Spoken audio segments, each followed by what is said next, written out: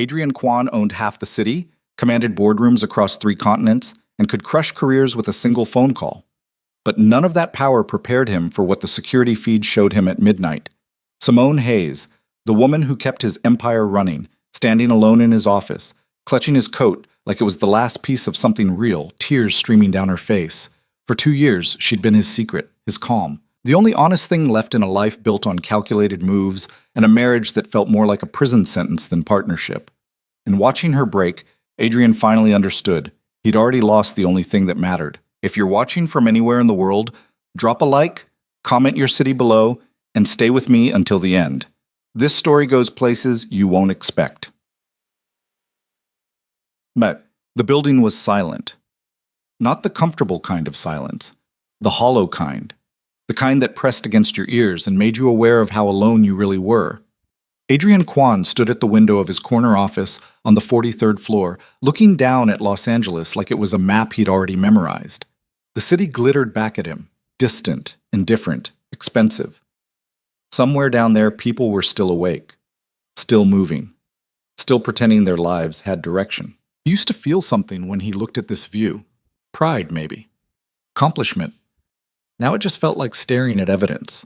Behind him, his desk was clean. Too clean. Simone had organized it before she left, the way she always did. Pens lined up. Files stacked by priority. His schedule for tomorrow printed and placed in the exact center of the leather pad. She'd been doing that for 2 years, and he'd stopped noticing when it became automatic. He checked his watch. 11:47 p.m. Vivian wouldn't be home. She was at some charity gala in Beverly Hills, the kind of event where people paid $5,000 a plate to feel like they cared. She'd asked him to come. He'd said no. She hadn't argued. That was how their marriage worked now. 2 people moving through the same space, careful not to touch. Adrian turned back toward his desk and caught his reflection in the dark glass of the window. 41 years old, tailored suit that cost more than most people's rent. Hair starting to gray at the temples in a way his stylist said made him look distinguished. He looked tired. He looked like a man who'd won everything and couldn't figure out why it felt like losing. His phone buzzed. A notification from building security. Motion detected, executive floor, zone 4. His office. Adrian frowned.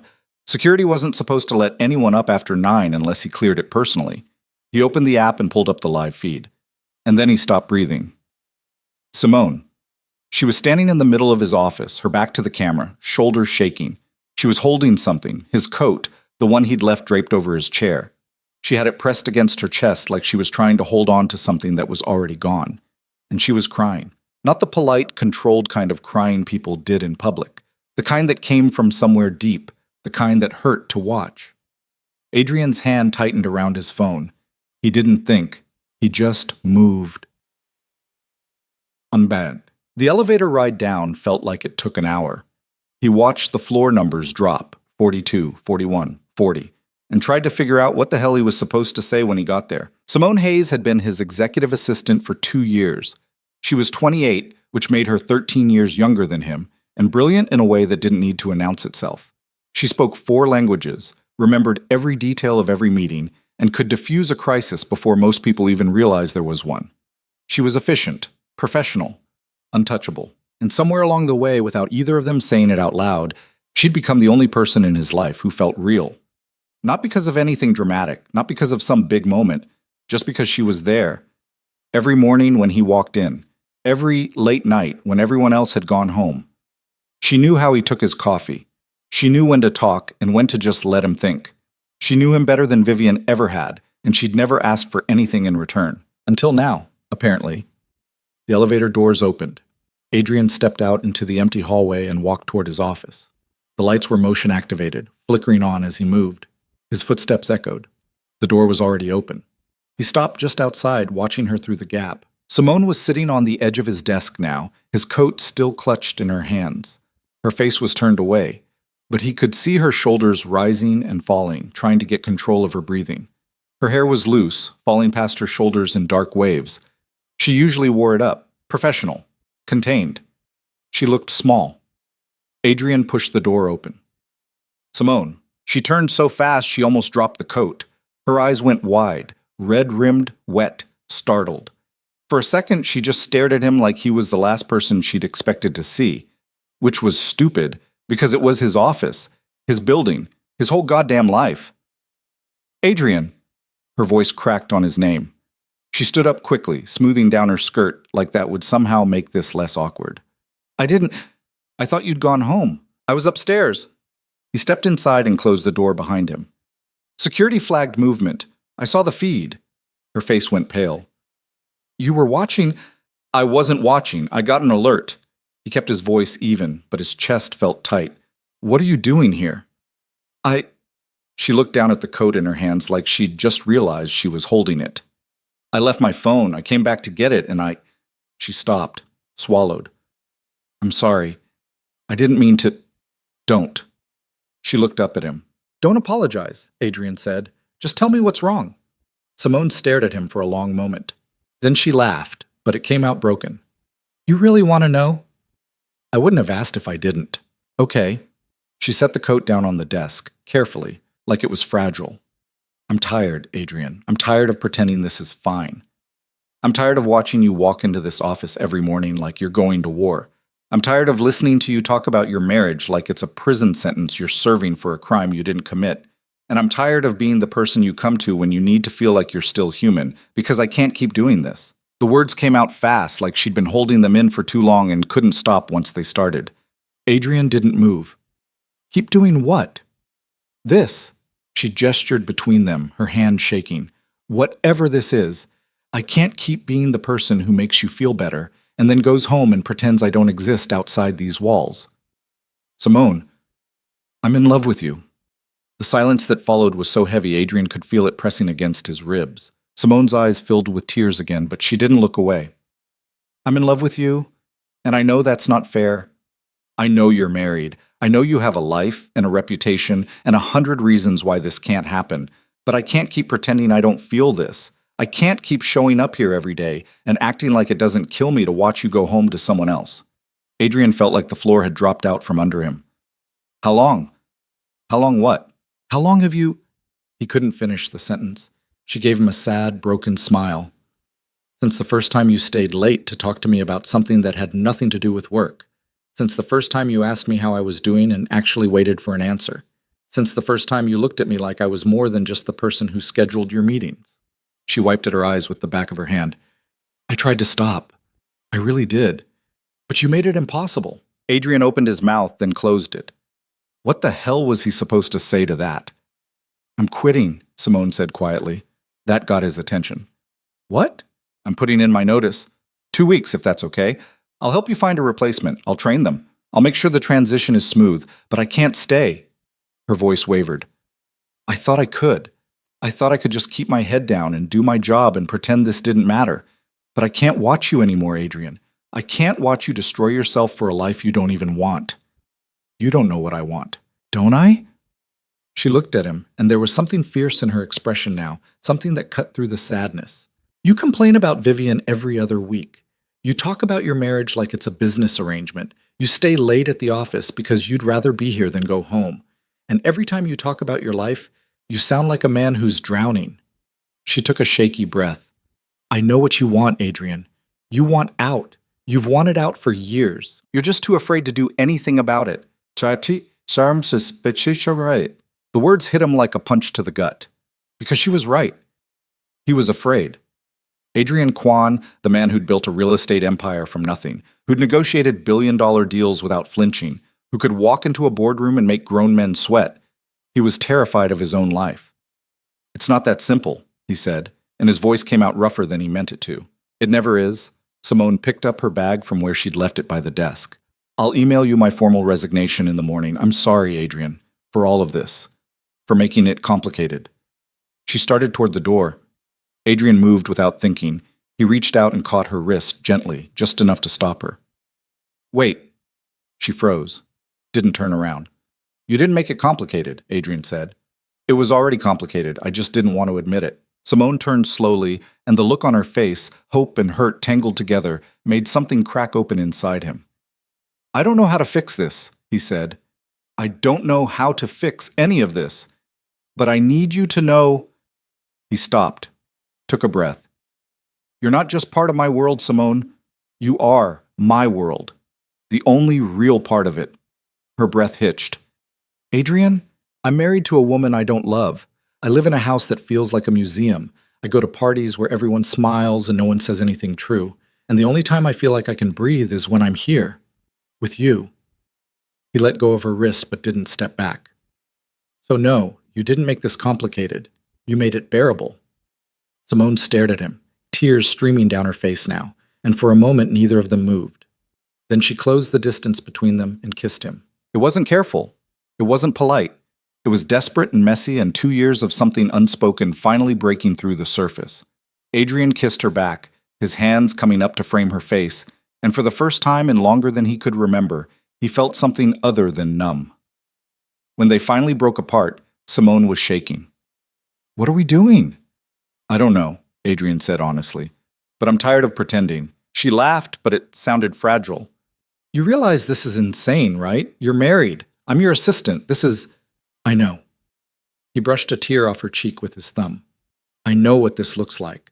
I know what it costs, but I can't keep lying to myself. Not about this. Simone looked up at him, searching his face like she was trying to decide if he meant it. What about Vivian? And just like that, reality came crashing back. Adrian stepped back, running a hand through his hair. I don't know. That's not an answer. I know it's not. He turned away, pacing toward the window. Vivian and our marriage was never about love. It was about strategy. Her father helped me build this company. I needed his backing. She needed a respectable husband. It made sense at the time. And now it's a cage. He stared out at the city. But it's not just my cage. It's hers too, and her family's, and every investor and board member who thinks a stable marriage means a stable company. He turned back to face her. If I leave her, it's not just a divorce. It's a war. Simone wrapped her arms around herself. So what are you saying? That we can't do this? I'm saying it's not going to be clean, or easy, or quick. Adrian crossed the room and stood in front of her again. But if you're asking me if I want you, if I'm willing to fight for this, then yes, I am. She searched his eyes. You mean that? I mean it. For a moment, Simone looked like she might believe him. Then her expression shifted and she shook her head. Talk is easy, Adrian. You've been complaining about your marriage for 2 years, and you've never done anything about it. What makes this different? Because you're different. That's not enough. Her voice was quiet but firm. I'm not going to be the person you turn to when you're miserable and then go back to pretending I don't exist when it gets hard. I'm not going to be your secret. I'm not asking you to be. Aren't you? She looked at him, and there was something raw in her expression. Because right now, that's exactly what this is. A secret. Something that happens behind closed doors when no one's watching. Adrian felt the truth of that settle in his chest like a stone. What do you want me to do?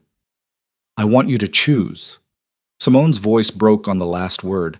Not someday, not when it's convenient, now. It's not that simple. It is that simple. She stepped closer, and the look in her eyes was fierce. Either you want me, or you don't. Either you're willing to walk away from a marriage that's killing you, or you're not. But I'm not going to wait around while you figure it out. Adrian stared at her, and for the first time in years, he felt something shift inside him. Not just fear. Not just guilt. Something sharper. Something that felt almost like courage. Okay, he said. Simone blinked. Okay? Okay. He reached out and took her hand. I'll do it. I'll end it. She looked at him like she was afraid to hope. When? I don't know. Soon. I need to talk to her. I need to figure out how to... Adrian. She pulled her hand back. That's not an answer. What do you want me to say? That I'll do it tonight? That I'll walk into my house and blow up my entire life without a plan? He ran a hand through his hair, frustration bleeding into his voice. I'm trying, Simone. I'm trying to do this the right way. There is no right way. Her voice was soft, but it cut through him. There's just doing it or not doing it. She picked up her bag again and slung it over her shoulder. Where are you going? Home. She walked toward the door, then stopped and looked back at him. I meant what I said, Adrian. I'm putting in my notice. If you want me to stay, if you want us to be real, then prove it. Don't just tell me you'll do it. Actually do it. And then she was gone. Adrian stood alone in his office, staring at the empty doorway, and felt the weight of her words settle over him like a sentence. He didn't go home that night. Instead, he sat at his desk and stared at his phone, thinking about all the ways his life was about to implode. Vivian wasn't going to make this easy. She never did. Their marriage had always been transactional, but that didn't mean she'd let him walk away without a fight. She had too much to lose: her reputation, her family's approval, the image they'd carefully built over the years, the power couple, the perfect partnership. And then there was her father. Min Seok Park was this kind of man who built empires and crushed anyone who got in his way. He'd bankrolled Adrian's company in the early days, when no one else would take the risk. He'd opened doors that would have stayed locked otherwise. And in return, Adrian had married his daughter and played the role of the dutiful son-in-law. If Adrian walked away now, Min Seok wouldn't just let it go. He'd retaliate. He'd pull his backing. He'd turn every connection Adrian had ever made through him into an enemy. It would be a war. But sitting there in the dark, staring at the empty space where Simone had been standing, Adrian realized something. He was already at war. He'd been at war for years. With himself. With the life he'd built. With the choices he'd made because they were safe instead of honest. And he was tired of losing. When Adrian finally left the office, the sun was starting to rise. The city looked different in the early morning light, softer, quieter, almost gentle. He drove home on autopilot, his mind still turning over everything Simone had said. Either you want me or you don't. He did. That was the problem. He wanted her more than he'd wanted anything in a long time, and that terrified him. Because wanting something meant risking it, losing it, watching it fall apart the way everything else in his life had. Adrian pulled into the driveway of his house, a sprawling estate in the hills, all glass and steel and empty rooms, and sat in the car for a long moment before going inside. Vivian's car was in the garage. She was home.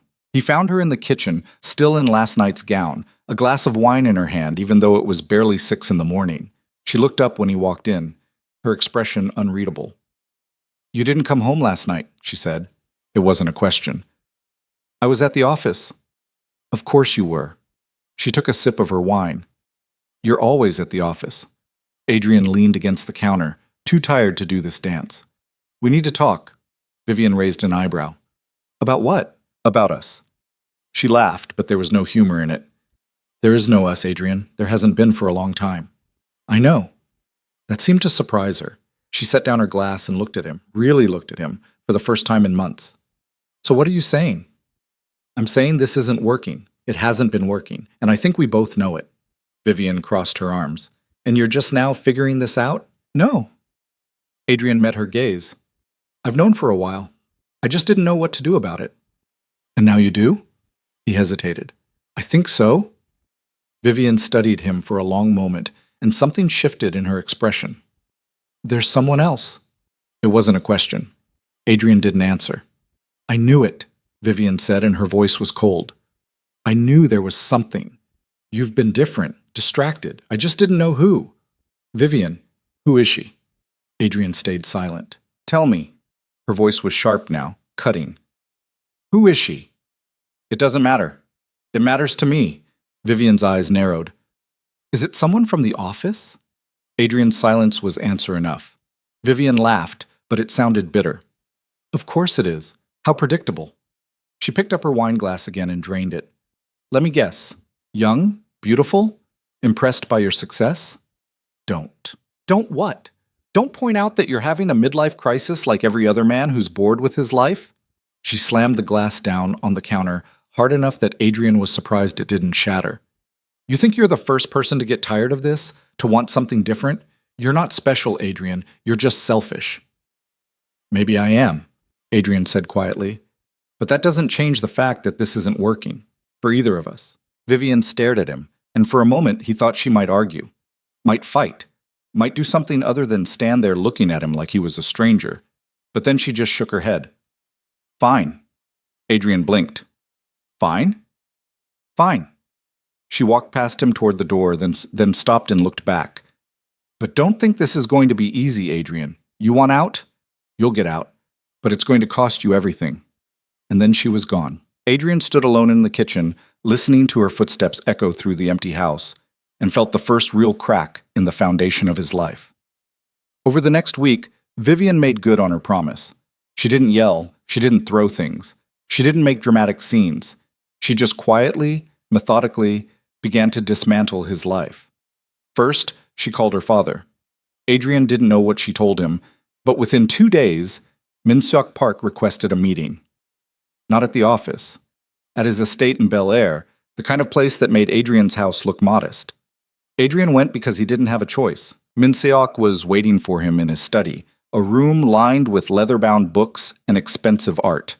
He was in his 70s, but still sharp, still intimidating, still the kind of man who could make you feel like you were 15 years old and being called into the principal's office. "Sit," Min Seok said, gesturing to the chair across from his desk. Adrian sat. For a long moment, Min Seok just looked at him, his expression unreadable. Then he leaned back in his chair and steepled his fingers. "My daughter tells me you want a divorce." "Yes." "Why?" Adrian met his gaze. "Because our marriage isn't real. It never was." "And whose fault is that?" "Both of ours." Min Seok nodded slowly. "At least you're honest." He picked up a pen and tapped it against the desk. "Do you know what I gave up to back you, Adrian? The risks I took? The favors I called in?" "I do." "Then you understand that walking away isn't just about you and Vivian. It's about me, about my family, about the reputation we've built together." "I understand that. Do you?" Min Seok's voice was quiet, but there was steel in it. "Because if you go through with this, you're not just divorcing my daughter. You're ending our alliance, and I will make sure you regret it." Adrian felt the threat settle over him like a weight, but he didn't look away. "I'm not afraid of you." Min Seok raised an eyebrow.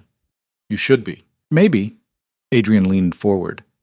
"But I'm more afraid of spending the rest of my life pretending, of waking up every day in a life that doesn't belong to me, of watching the one real thing I have slip away because I was too afraid to fight for it." Min Seok studied him for a long moment. Then, to Adrian's surprise, he smiled. "There's the man I backed, the one who wasn't afraid to take risks." Adrian frowned. "What?" "I knew this marriage was a mistake from the beginning," Min Seok said. "But Vivian wanted it. She wanted the image, the status. And I wanted her to be happy." He set down his pen. "But she's not happy. Neither are you, and pretending otherwise is a waste of everyone's time." Adrian stared at him, not sure he'd heard correctly. "You're saying—" "I'm saying I won't stand in your way." Min Seok opened a drawer and pulled out an envelope. He slid it across the desk. "Divorce papers. Already signed by Vivian. All you have to do is add your signature." Adrian picked up the envelope, his hands shaking slightly. "Why?" "Because you're right." Min Seok leaned back in his chair. "This alliance cost you your life. And I'm not in the business of destroying men I respect." Adrian looked down at the envelope, and for the first time in weeks he felt like he could breathe.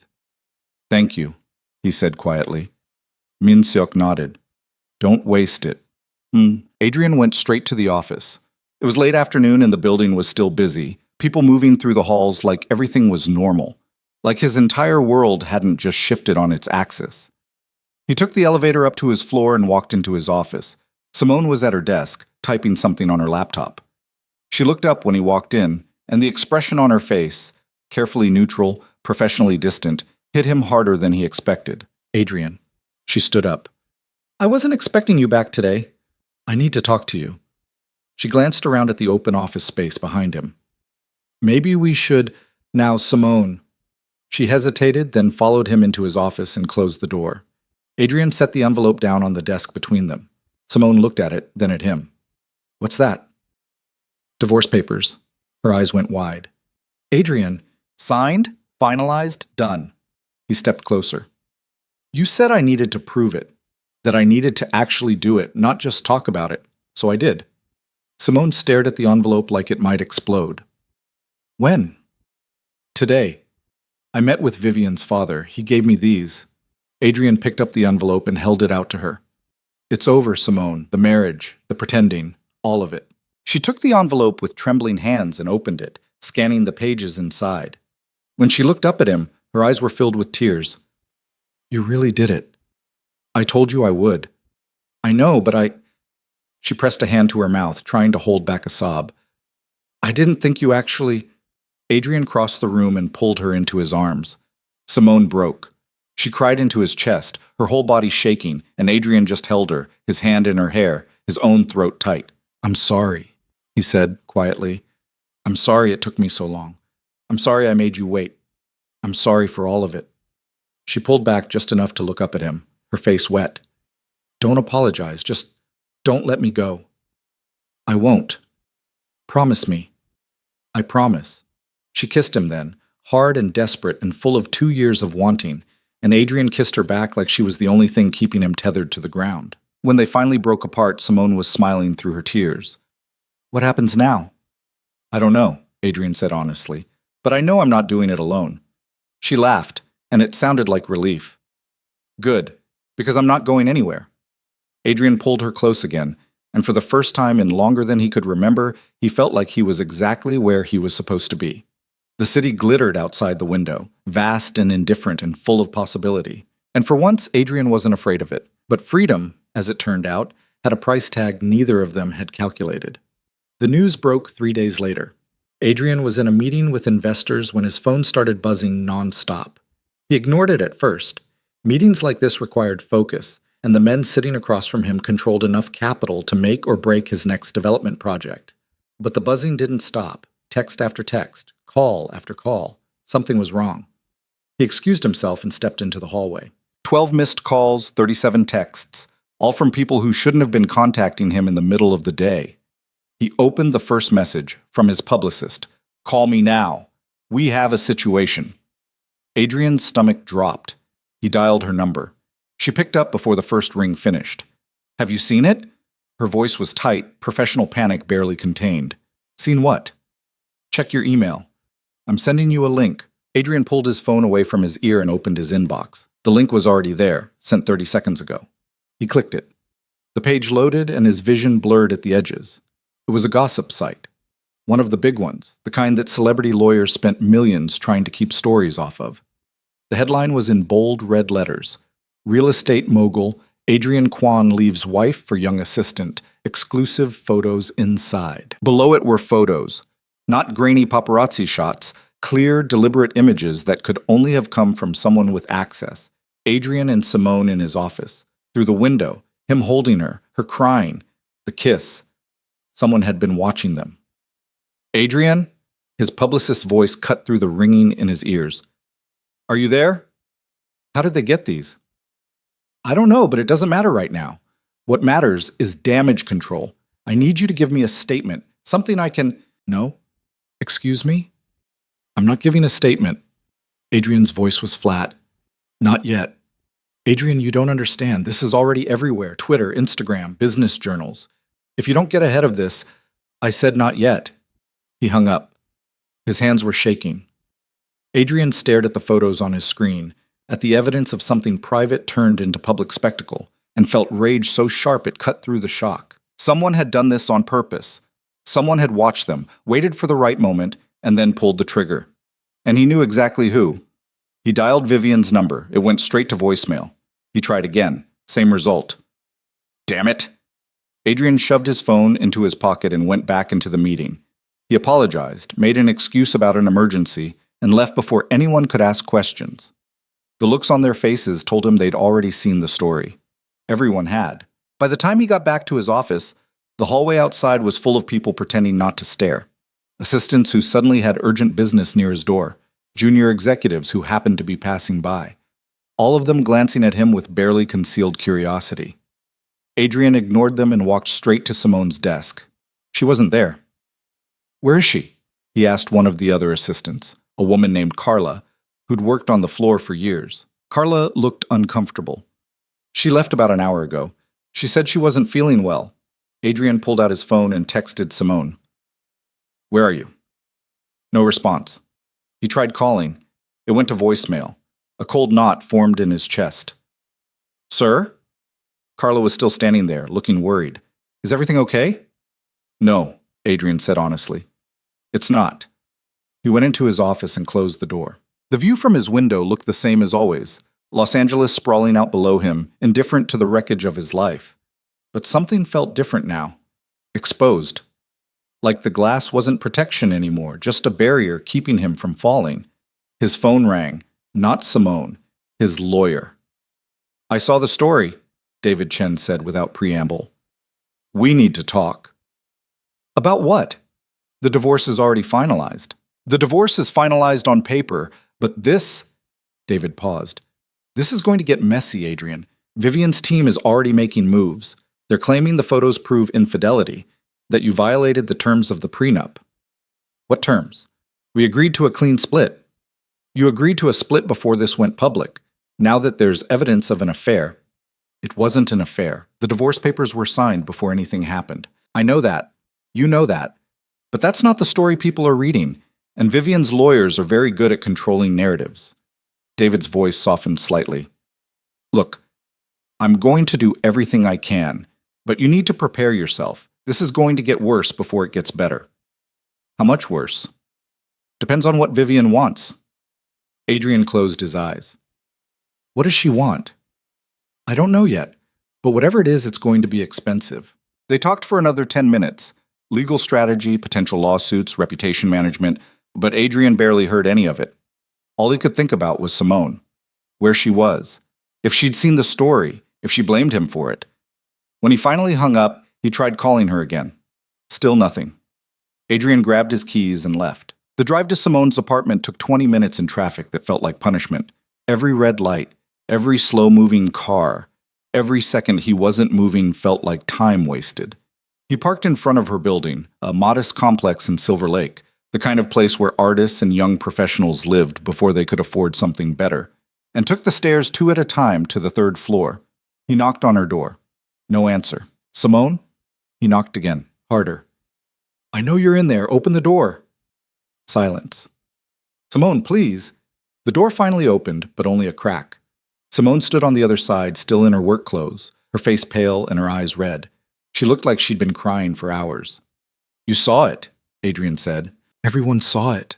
Her voice was hoarse. My phone hasn't stopped ringing since it went live. Reporters, bloggers, people I went to college with who haven't talked to me in years. Everyone wants to know if it's true. If I'm the woman who destroyed Adrian Kwan's marriage. You didn't destroy anything. Tell that to the internet. She started to close the door. Adrian put his hand against it. Don't shut me out. Why not? That's what you should be doing right now. Shutting me out. Protecting yourself. Putting distance between us before this gets any worse. I'm not doing that. You should. Simone's voice broke. You should call your publicist and tell her I was just an employee. That the photos are misleading, that nothing happened. You should throw me under the bus and save yourself, because that's what anyone with half a brain would do. I don't care what anyone with half a brain would do. Adrian, I don't care. He pushed the door open wider and stepped inside, forcing her to back up. I don't care what the internet thinks. I don't care what the reporters write. I don't care about any of it. The only thing I care about is you. Simone stared at him, tears streaming down her face.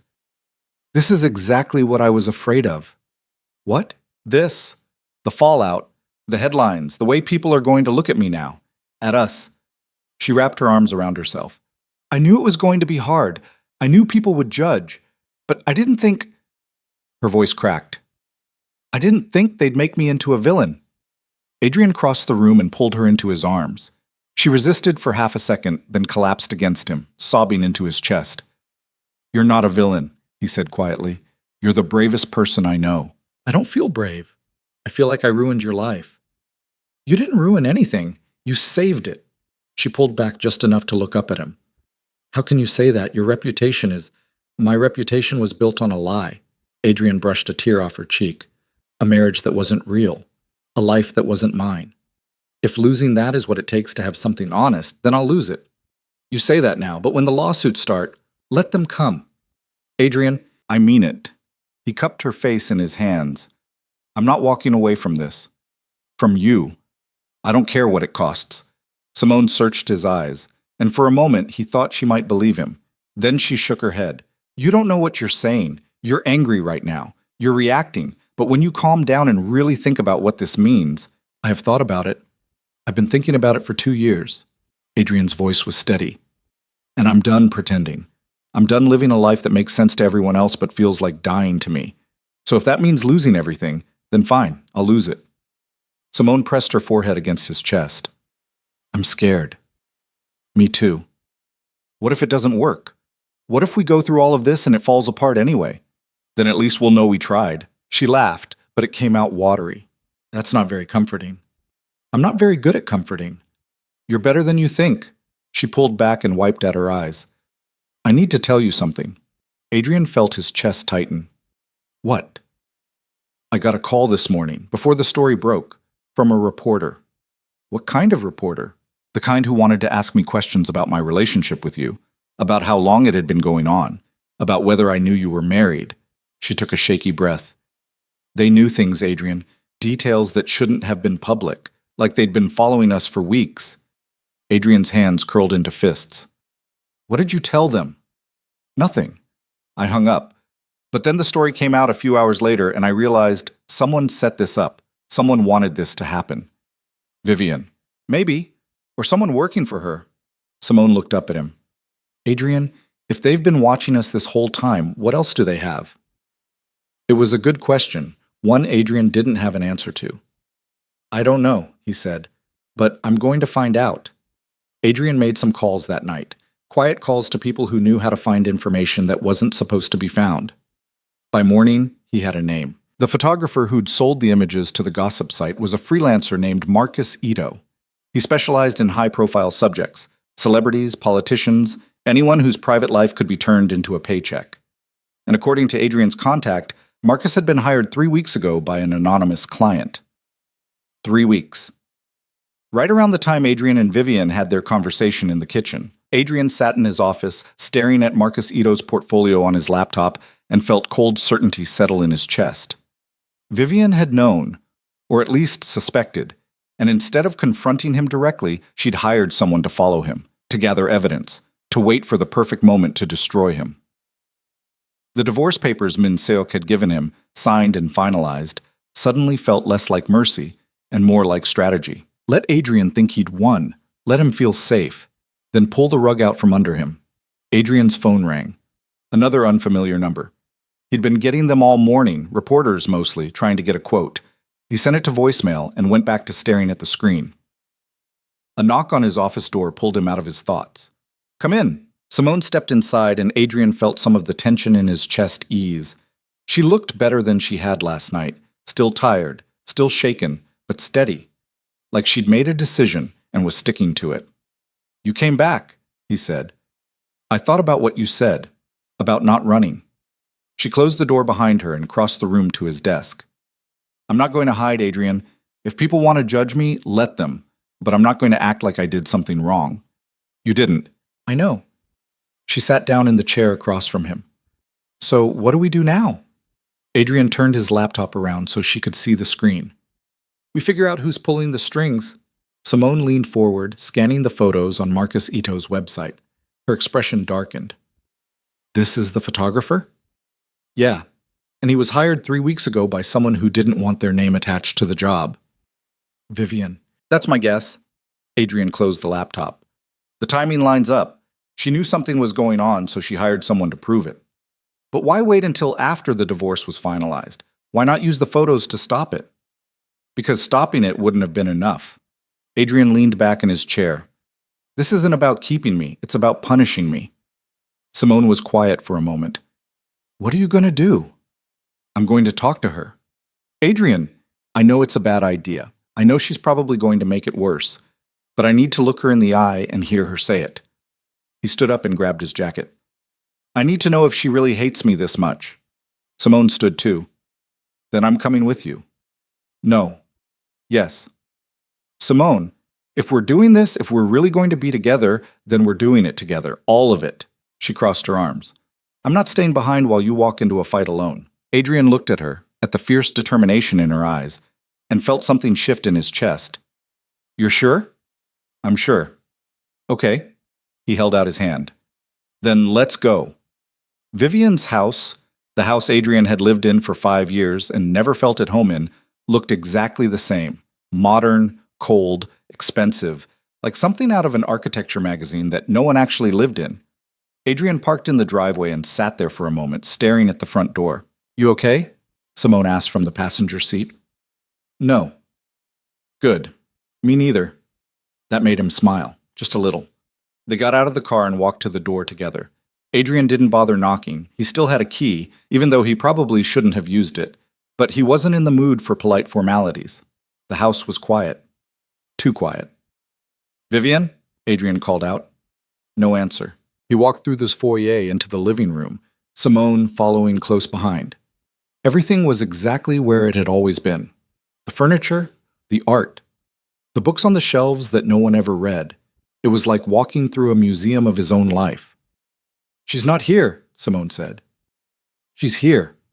Adrian could feel it. She's just making us wait. Sure enough, a minute later, Vivian appeared at the top of the stairs. She was dressed impeccably. Tailored pants, silk blouse, heels that probably cost more than most people's monthly rent. She looked calm, composed, like she'd been expecting them. Adrian? Her eyes flicked to Simone. And you brought her. How thoughtful. We need to talk, Adrian said. Do we? Vivian descended the stairs slowly, her hand trailing along the banister. I think the photos said everything that needed to be said. You hired someone to follow me. I hired someone to document the truth. She reached the bottom of the stairs and smiled, but it didn't reach her eyes. Is that a crime? It's an invasion of privacy. You invaded the privacy of our marriage first. Vivian's voice was sharp. Don't act like you're the victim here, Adrian. You're the one who lied. You're the one who cheated. I didn't cheat. The divorce was finalized before... Oh, please. Vivian laughed, and it sounded cruel. Do you really think anyone cares about the timeline? You were emotionally checked out of our marriage for years. Everyone knows it. The photos just proved it. Simone stepped forward. Why are you doing this? Vivian's gaze shifted to her, cold and assessing. I'm sorry, I don't think we've been formally introduced. I'm Vivian, Adrian's wife, or ex-wife, I suppose. And you are? You know exactly who I am. Do I? Vivian tilted her head. I know you're the assistant, the one who's been sleeping with my husband, but beyond that, she shrugged. You're nobody. Vivian, Adrian said, his voice low. Don't what? Tell the truth? She turned back to him. You want to know why I did it? Because you embarrassed me. Because you made me look like a fool. Because you walked away from our marriage like it was nothing, like the 5 years we spent building a life together didn't matter. They didn't. Adrian's voice was flat. Not to you. Not really. This was never about love, Vivian. It was about image. About what our marriage looked like to everyone else. And what's wrong with that? Vivian's composure cracked, just slightly. What's wrong with caring about how things look, about maintaining a reputation, about not throwing everything away for... She gestured at Simone. For someone you barely know? I know her better than I ever knew you. The words hung in the air like a slap. Vivian's expression went cold. Get out. Gladly. Adrian turned toward the door, then stopped. But before I do, I want you to know something. Whatever you're planning, whatever move you think you're going to make next, it's not going to work. I'm not going to hide. I'm not going to apologize. And I'm not going to let you turn this into something ugly just because you're angry. It's already ugly, Adrian. I just made sure everyone could see it. Adrian looked at her one last time, this woman he'd been married to for 5 years but never really known, and felt nothing. No anger, no regret, just emptiness where something should have been. Goodbye, Vivian. They left. The drive back to the city was quiet. Simone stared out the window, her expression unreadable. Adrian kept his eyes on the road and tried to figure out what the hell they were supposed to do next. She's not going to stop, Simone said finally. I know. She's going to keep pushing, keep making this harder. I know. Simone turned to look at him. Are you sure you want to do this? Really sure? Adrian reached over and took her hand. I've never been more sure of anything in my life. Even if it costs you everything? Especially if it costs me everything. He glanced at her. Because the truth is, I didn't have anything worth keeping until I had you. Simone's eyes filled with tears, but she smiled. That was almost poetic. Don't get used to it. I'm terrible at this. You're better than you think. They drove back to Adrian's office, neutral ground, safer than either of their apartments, and tried to figure out their next move. But every plan they came up with felt incomplete. Every strategy had holes. The truth was, they were fighting a war they didn't know how to win, and the enemy had all the ammunition. That night, Adrian lay awake in his empty penthouse, staring at the ceiling and thinking about everything he'd lost. His marriage, his reputation, his carefully constructed life. And then he thought about what he'd gained. Simone. One real thing in a world full of fake ones. It wasn't enough to fix everything. It wasn't enough to undo the damage, but it was enough to keep fighting. He picked up his phone and texted her. "Are you awake?" A minute later, she responded, "Yeah, can't sleep." "Me neither." "What are you thinking about?" Adrian hesitated, then typed, "You." 3 dots appeared, disappeared, appeared again. Good things or bad things? Good things. Always good things. Liar. Adrian smiled despite himself. Okay, mostly good things. That's better. Can I ask you something? Of course. Do you regret it? Any of it? The 3 dots appeared again. This time they stayed. No, not for a second. Do you? Adrian looked out at the city, at the lights that never stopped burning, at the world that kept moving no matter how many lives fell apart. No. Then we'll figure it out. Together? Together. Adrian set his phone down and closed his eyes. Tomorrow, they'd face whatever came next. The lawsuits, the headlines, the fallout. But tonight, for just a few hours, he let himself believe that maybe, just maybe, they'd be okay. But believing something and living through it were 2 different things. The lawsuits started arriving by the end of the week. Not just one. 3 separate filings, all delivered within hours of each other like a coordinated attack. Vivian's legal team wasn't wasting time. Adrian sat in David Chen's office, staring at the paperwork spread across the mahogany desk, and tried to make sense of the words swimming in front of him. Breach of prenuptial agreement, emotional distress, reputational damage.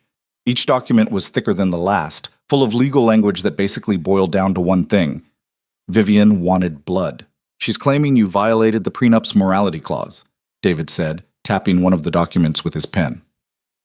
"Says the affair started before the divorce was finalized, which technically makes you liable for—" "It wasn't an affair," Adrian interrupted. "Nothing physical happened until after the papers were signed. I believe you. But proving that is going to be difficult when there are photos of you 2 together before the divorce went through."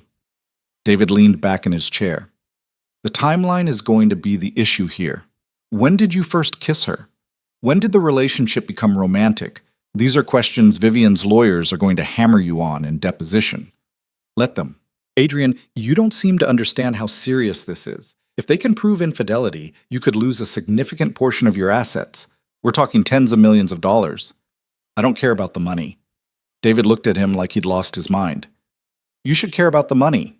This is your company we're talking about, your reputation, everything you've built. Everything I built was a lie." Adrian stood up and walked to the window. David's office overlooked Century City, all glass towers and palm trees and California sunshine that felt fake somehow. The company, the marriage, the life.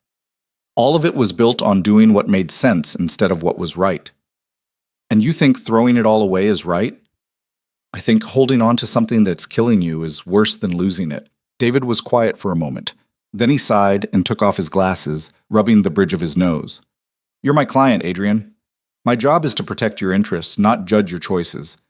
But as someone who's known you for 10 years, I have to ask, are you sure about this? About her? More sure than I've ever been about anything. Even if it costs you everything? Especially then." David put his glasses back on and gathered the papers into a neat stack. "Okay, then here's what we're going to do. We're going to fight this. Every single claim. We're going to prove the timeline, establish that the relationship didn't become romantic until after the divorce, and we're going to make sure Vivian's team understands that dragging this out publicly is going to hurt her just as much as it hurts you. She doesn't care about being hurt. She cares about winning. Then we'll make sure she doesn't win." David pulled out a legal pad and started writing. "But I need you to be completely honest with me. Is there anything else? Anything they could find that would make this worse?" Adrian thought about it.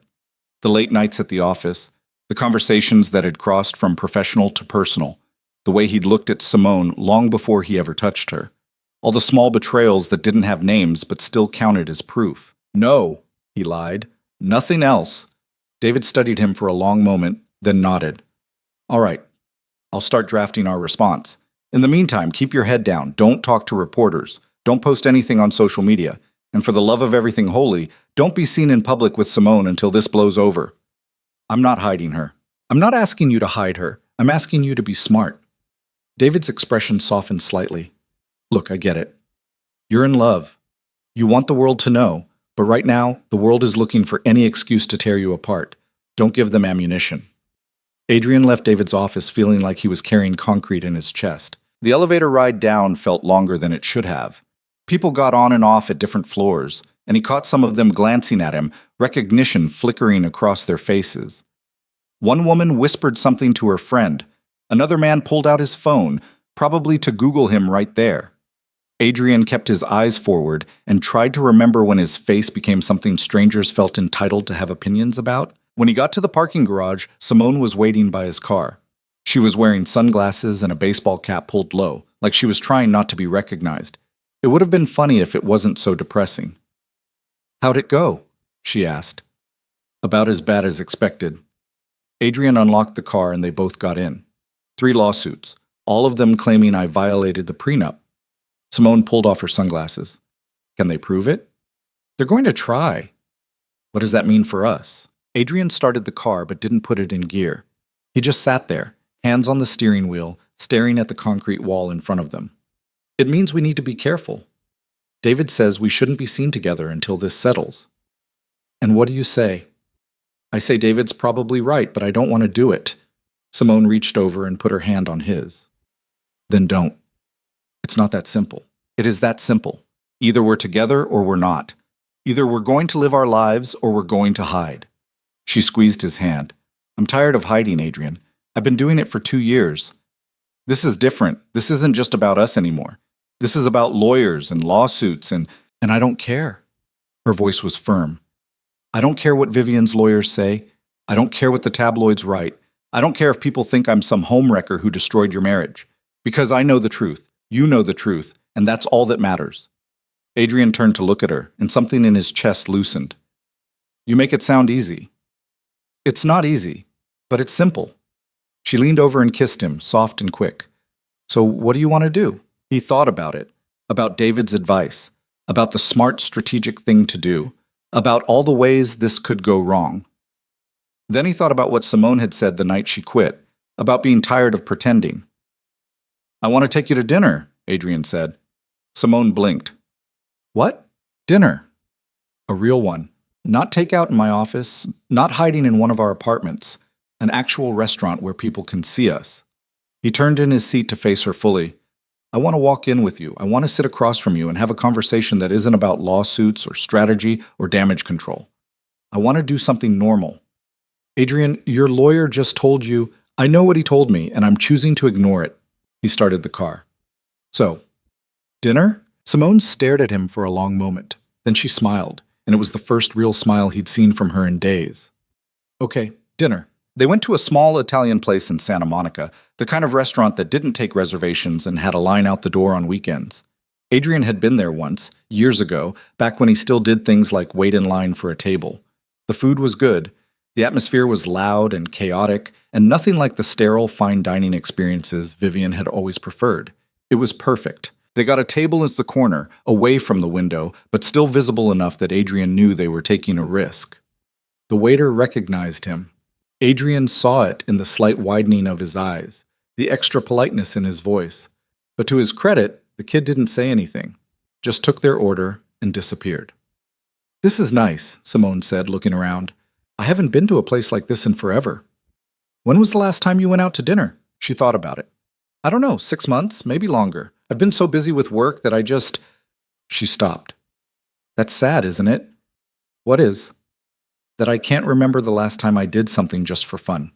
Just because I wanted to." She shook her head. "I've been so focused on taking care of everyone else that I forgot to take care of myself." Adrian reached across the table and took her hand. "Then we'll fix that." "How?" "I don't know yet, but we'll figure it out." He ran his thumb across her knuckles. "You've spent 2 years making sure my life ran smoothly. It's my turn to make sure yours does." "I don't need you to take care of me, Adrian." "I know you don't, but I want to anyway." He paused. "Is that okay?" Simone looked down at their joined hands, and when she looked back up, her eyes were bright. "Yeah, that's okay." The food came, and they ate and talked about nothing important. Movies they'd seen, books they'd read, places they wanted to travel. Normal conversation, the kind Adrian hadn't had in years.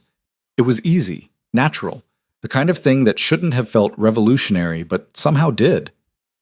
Halfway through the meal, Adrian noticed someone at a nearby table holding up their phone, angled in their direction, taking a photo or a video, he couldn't tell which. "We're being recorded," he said quietly. Simone didn't turn around. "I know. I saw them a few minutes ago. Does it bother you?" "A little, but not as much as I thought it would." She took a sip of her wine. "Let them take pictures. Let them post it online. We're not doing anything wrong." Vivian's lawyers might disagree. "Vivian's lawyers can go to hell," Adrian laughed, surprised. "That's the most aggressive thing I've ever heard you say." "I'm tired of being polite. Polite doesn't get you anywhere." She set down her glass and looked at him directly. "I've been thinking about what you said earlier, about making this real, about not hiding. And I think you're right, but I also think we need to be honest about what that means." She leaned forward. "If we're going to do this, if we're really going to be together, then I need you to understand something. I'm not going to be your assistant anymore." Adrian nodded. I know. You quit." "I'm not talking about the job. I'm talking about the role." Her voice was steady. "For 2 years, I've been the person who makes your life easier, who fixes your problems and schedules your meetings and makes sure everything runs smoothly. And I was good at it, but that's not who I want to be in this relationship." "What do you want to be?" "Your equal." She didn't blink. "Not someone who works for you, not someone who exists in your world, someone who builds a world with you." Adrian felt the weight of what she was saying settle over him. "You think I see you as less than that? I think you're used to people taking care of you, and I think it's going to be hard for you to let go of that." She softened slightly. "I'm not saying it's intentional. I'm just saying it's something we need to figure out." "You're right." Simone looked surprised. "I am?" "Yeah, you are." Adrian sat back in his chair. "I've spent my entire adult life being the person who makes decisions, who has the answers, who's in control. And somewhere along the way, I forgot how to be anything else." He met her eyes. "So if you're saying you want to be my equal, then I need to learn how to let you be that, even when it's uncomfortable. It's going to be very uncomfortable." "I'm counting on it," she smiled. "Good." They finished dinner and walked out into the night air. Santa Monica was alive with people, tourists and locals mixing on the streets, street performers playing music, the smell of salt water drifting in from the ocean. Adrian took Simone's hand, and they walked without a destination, just moving through the crowd like they belonged there. It felt like freedom. They ended up at the pier, leaning against the railing and watching the waves crash against the pylons below. The Ferris wheel behind them was lit up, spinning slowly, carnival music drifting through the air. "I used to come here when I first moved to LA, Simone said. "Before I had a job or an apartment or anything, I'd just sit on the beach and try to figure out what I was doing with my life." "Did you figure it out?" "Not really. I just kept moving forward and hoped it would make sense eventually." She glanced at him. "What about you? Did you always know what you wanted?" "I thought I did.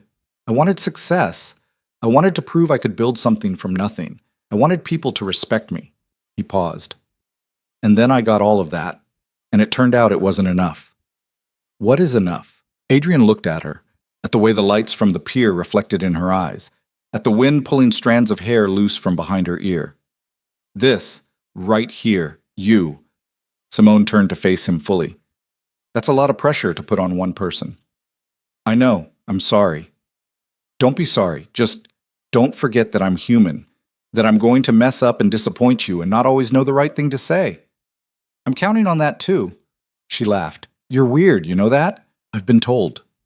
They stood there for a while longer, watching the ocean and not talking, just existing in the same space.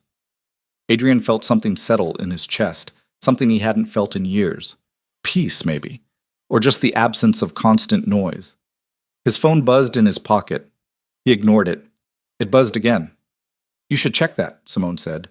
Adrian pulled out his phone and saw a dozen missed calls, all from David. A text message followed a second later. "Call me now. Emergency."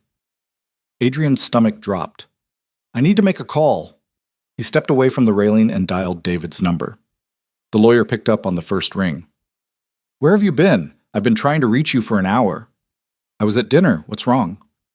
"Vivian's team filed an emergency motion. They're claiming you're hiding assets and trying to move money offshore to avoid the settlement." "That's insane. I'm not hiding anything." "I know that.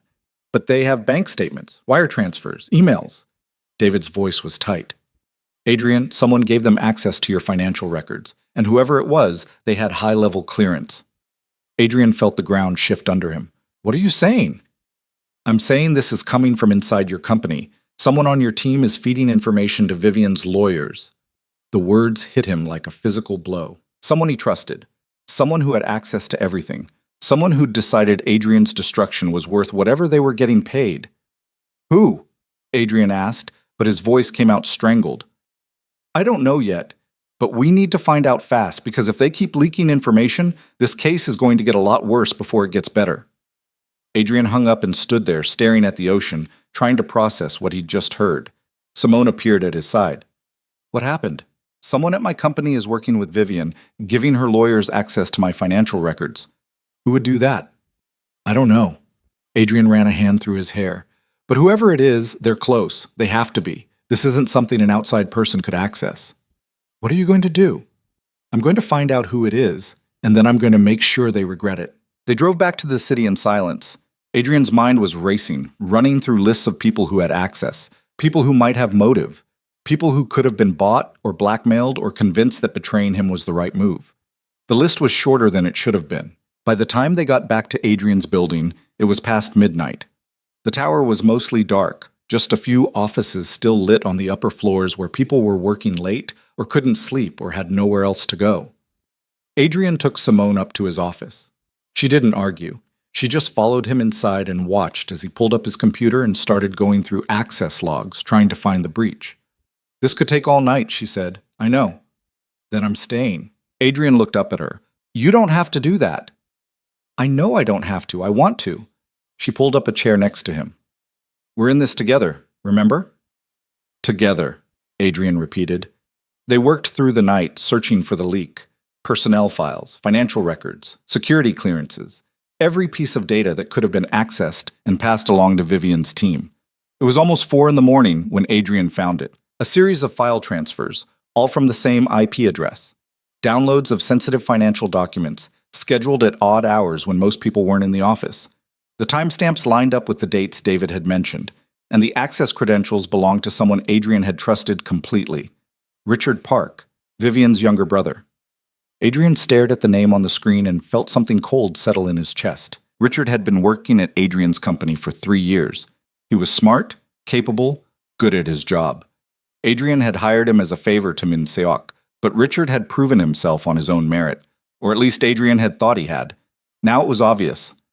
Richard had been a plant from the beginning, a spy inserted into Adrian's company to keep tabs on him, to gather information, to report back to the Park family whenever they needed leverage. It's Richard, Adrian said, his voice flat. Simone leaned over to look at the screen. Vivian's brother? Yeah. What are you going to do?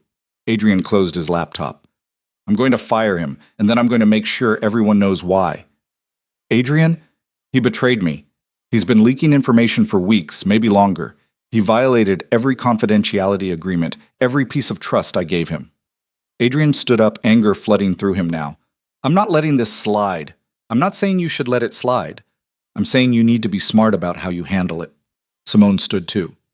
If you go in there and fire him without proof, without a plan, you're going to look like you're retaliating. It's going to make the lawsuit worse. I have proof. Access logs aren't enough. You need to know what he gave them, what they're planning to do with it. If you fire him now, you lose your chance to find out. Adrian wanted to argue, wanted to go to Richard's office right now and throw him out personally. But Simone was right. Acting out of anger was only going to make things worse. So what do you suggest? We give him enough rope to hang himself. Simone's expression was calculating. Keep him on. Let him think he's still safe. And we feed him false information. See what he does with it. Adrian looked at her, seeing her in a new light. That's devious. I learned from the best. Despite everything, Adrian smiled. Okay, we'll do it your way. Our way, Simone corrected. Our way. They left the office as the sun was starting to rise, painting the sky in shades of orange and pink that felt too beautiful for how exhausted Adrian was. Simone fell asleep in the car on the way back to her apartment, her head resting against the window, and Adrian drove carefully, trying not to wake her. When he pulled up in front of her building, he sat there for a moment, just watching her sleep. She looked peaceful, younger somehow, like the weight of everything they were dealing with had lifted for just a little while. He reached over and gently shook her shoulder. We're here. Simone's eyes fluttered open. She looked confused for a second, then remembered where she was. Sorry, I didn't mean to fall asleep. Don't apologize. You needed it. She sat up and rubbed her eyes. What time is it? Almost 6. I should let you get home. You need to sleep too. I will. Adrian turned off the car. Can I walk you up? Simone looked at him, and something soft crossed her face. Yeah. You can walk me up. They took the stairs slowly, neither of them in a rush to end the night. When they got to her door, Simone pulled out her keys but didn't use them right away. Thank you, she said. For what? For dinner, for not hiding, for letting me be part of this. She looked up at him. I know it's hard for you, letting someone in, trusting someone to help carry the weight, but you're doing it, and that means something. Adrian cupped her face in his hands and kissed her, slow and gentle. When he pulled back, he rested his forehead against hers. I don't know what I'm doing half the time. Me neither, but I know I'm not doing it alone anymore. No, Simone said softly. You're not. She unlocked her door and went inside, and Adrian stood in the hallway for a long moment before heading back down to his car. The drive home felt longer than it should have. The city was waking up, early morning traffic starting to build, people heading to work, the world moving forward like nothing had changed. But everything had changed. Adrian's marriage was over. His company was under attack from the inside. His reputation was in shambles, and the woman he loved was risking everything to stand beside him. It should have felt like losing. Instead, it felt like the first honest thing he'd done in years. Adrian didn't go home. He drove to the office instead, running on caffeine and spite, and the kind of clarity that only came from not sleeping. By 7 in the morning, he was at his desk, going through Richard Park's employment file line by line, looking for anything he might have missed. The pattern was there once he knew what to look for. Small inconsistencies in Richard's schedule. Meetings that didn't have clear purposes. Expense reports for lunches with people who didn't exist in Adrian's contact database. It was subtle, professional, the kind of deception that took planning. Adrian's phone rang. David Chen. Did you sleep at all? The lawyer asked. No. Did you? About 2 hours. David sighed. I've been going through the documents Vivian's team filed. The financial information they have is extensive. Bank statements going back 18 months, investment portfolios, real estate holdings, everything. Richard gave them everything. It looks that way. But here's the thing, some of this information is encrypted, stored on secure servers. Your IT department should have flagged any unauthorized access immediately. Adrian leaned back in his chair. Unless someone disabled the alerts. Can Richard do that? He shouldn't be able to. But if he had help from someone in IT... Adrian stopped, another piece of the puzzle clicking into place. Give me an hour. I'll call you back. He hung up and pulled up the IT department's access logs. It took him 20 minutes to find it, but there it was. A series of security protocol overrides, all authorized by Marcus Chen, the head of IT security. The same Marcus Chen who'd been with the company since the beginning, who Adrian had trusted completely. 2 betrayals. Not one. Adrian picked up his office phone and dialed Marcus's extension. It rang 4 times before going to voicemail. He tried Marcus's cell. Same result. Damn it. He stood up and walked out of his office, heading straight for the IT department on the 38th floor. It was still early enough that most people weren't in yet, but the IT team kept odd hours. Someone would be there. The floor was quiet when he stepped off the elevator. Most of the desks were empty, computers dark. But there was a light on in Marcus's office at the far end of the room. Adrian walked toward it, his footsteps echoing in the silence. The door was open. Marcus was at his desk, staring at his computer screen. He looked up when Adrian appeared in the doorway, and something flickered across his face. Surprise. Then resignation. I was wondering when you'd figure it out, Marcus said. Adrian stepped inside and closed the door behind him. How long? How long what? How long have you been helping them? Marcus was quiet for a moment. Then he laughed, but it sounded bitter. Since the beginning. Since Vivian's family approached me before you even hired me. They wanted someone inside who could keep track of you, make sure their investment was protected. The words hit Adrian like a punch. You were never my employee. You were theirs. I was both. I did good work for you. I kept your systems secure. I also reported back when they asked. Marcus turned away from his computer to face Adrian fully. It wasn't personal. It was completely personal. You don't understand. The parks don't give people choices. They make offers you can't refuse. They have leverage on everyone, and if you say no, he stopped. I have a family, Adrian. A wife. 2 kids. They threatened them. What was I supposed to do? You were supposed to tell me. And you would have done what? Gone to war with the most powerful family in the city? You would have lost. I would have lost. So I made a deal. Marcus's voice cracked. I kept my head down. I did what they asked, and I told myself it was just business. Adrian felt anger and pity warring in his chest. Was Richard part of this from the start, too? Richard was always part of it. He's family. He didn't need to be convinced. Marcus rubbed his face with both hands. Look, I know you're going to fire me.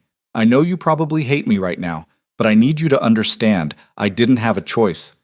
Everyone has a choice. Not when the other option is watching your family get destroyed. Marcus looked up at him, and there was genuine pain in his eyes. I'm sorry. For what it's worth, I'm sorry. Adrian stood there for a long moment, looking at this man he'd worked with for years. This person he'd trusted with the security of his entire company, and tried to figure out what he was supposed to feel. Anger, obviously. Betrayal. But underneath that, there was something else. Understanding, maybe. Or just exhaustion. Pack your things, Adrian said finally. You have until the end of the day to clear out your desk. After that, if I see you in this building again, I'll have you arrested for corporate espionage. Marcus nodded. What about my family? What about them? Are you going to... will you... He couldn't finish the sentence. I'm not the Parks, Adrian said. I don't threaten people's families. But if you ever work in this industry again, if you ever come near my company or anyone I care about, I will make sure everyone knows exactly what you did. Understand? Yes. Adrian turned and walked out. Back in his office, he called David and told him everything. The lawyer was silent for a long moment after Adrian finished. This is good, David said finally. How is any of this good? Because now we know how they got the information. And more importantly, we can prove it was obtained illegally. Corporate espionage, unauthorized access to encrypted files. This changes everything. Will it be enough to throw out the lawsuits? It should be. At minimum, it'll force Vivian's team to back off. They can't use evidence that was stolen. David paused. But Adrian, you need to understand, this is going to get ugly.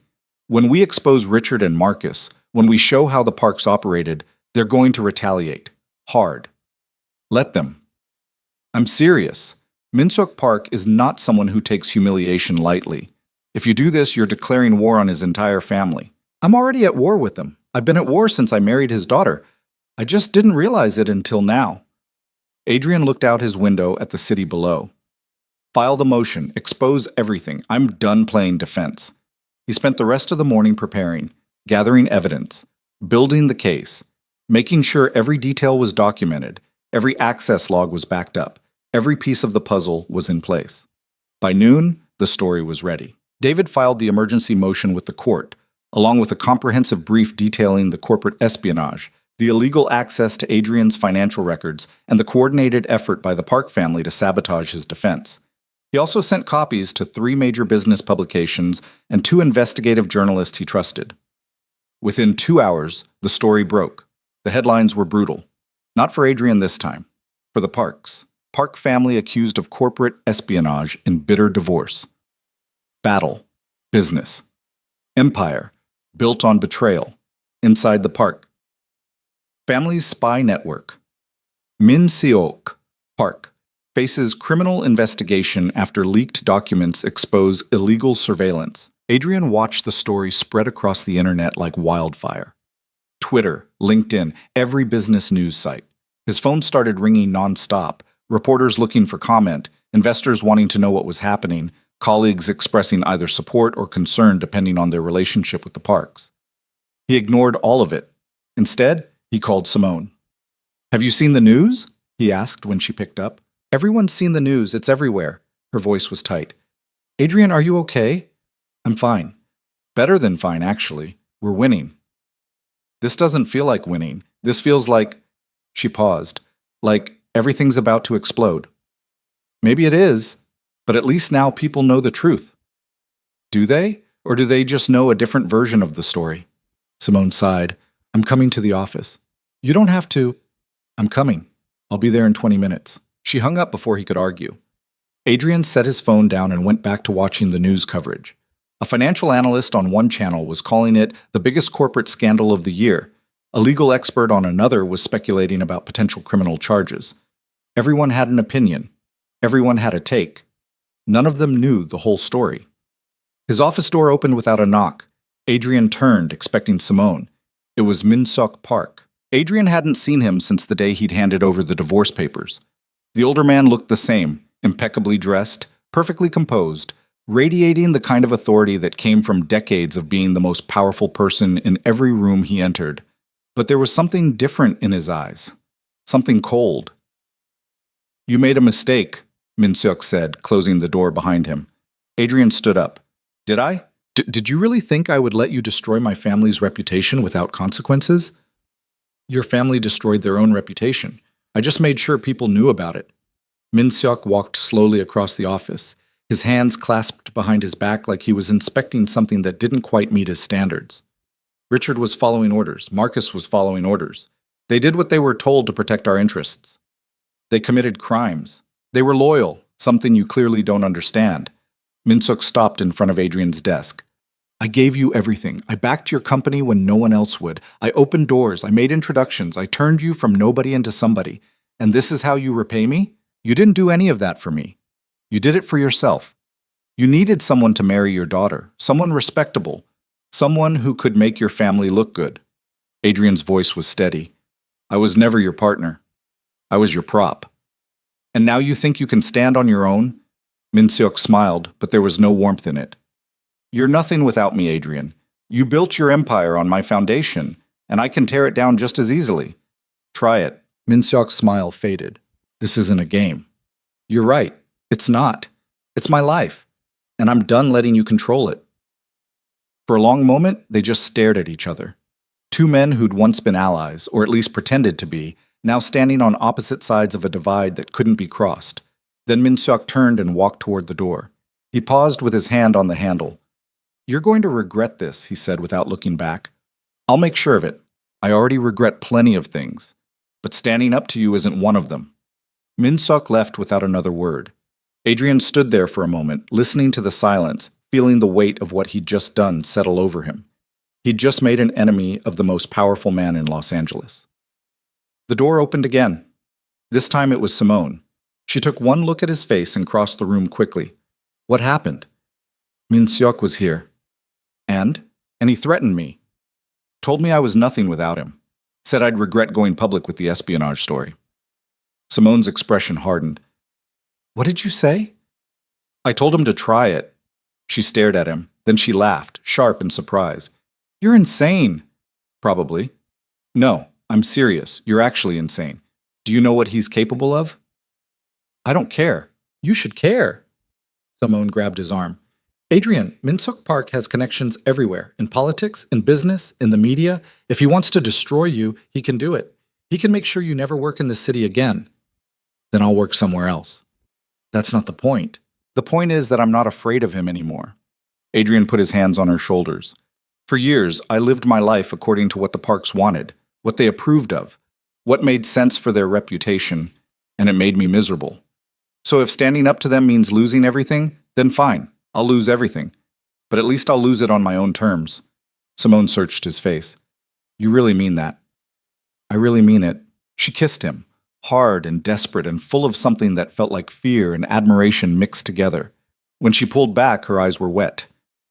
"You're either the bravest person I've ever met, or the stupidest. Can I be both?" "You definitely are." She wiped at her eyes. "Okay, so what's our next move?"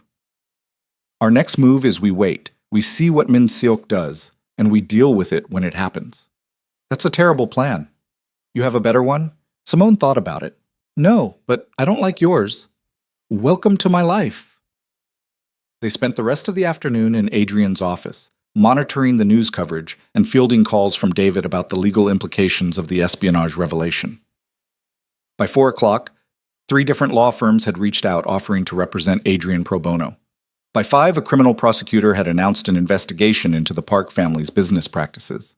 By 6, Vivian called. Adrian stared at her name on his phone screen for a long moment before answering. What do you want? To talk. Her voice was clipped. In person. I don't think that's a good idea. I don't care what you think. Meet me at the house. 1 hour. Come alone. She hung up before he could respond. Adrian looked at Simone. Vivian wants to meet. Absolutely not. I have to. No, you don't. It's a trap. She's going to try to manipulate you or record you or. I don't know, but nothing good comes from meeting your ex-wife alone after you just exposed her family's crimes. She sounded. Adrian paused, trying to find the right word. Desperate. Good. She should be desperate. Her father's facing criminal charges. Her brother just got fired. Her entire family's reputation is in shambles. She's probably terrified. Simone crossed her arms. And terrified people do stupid things. Which is exactly why I need to go.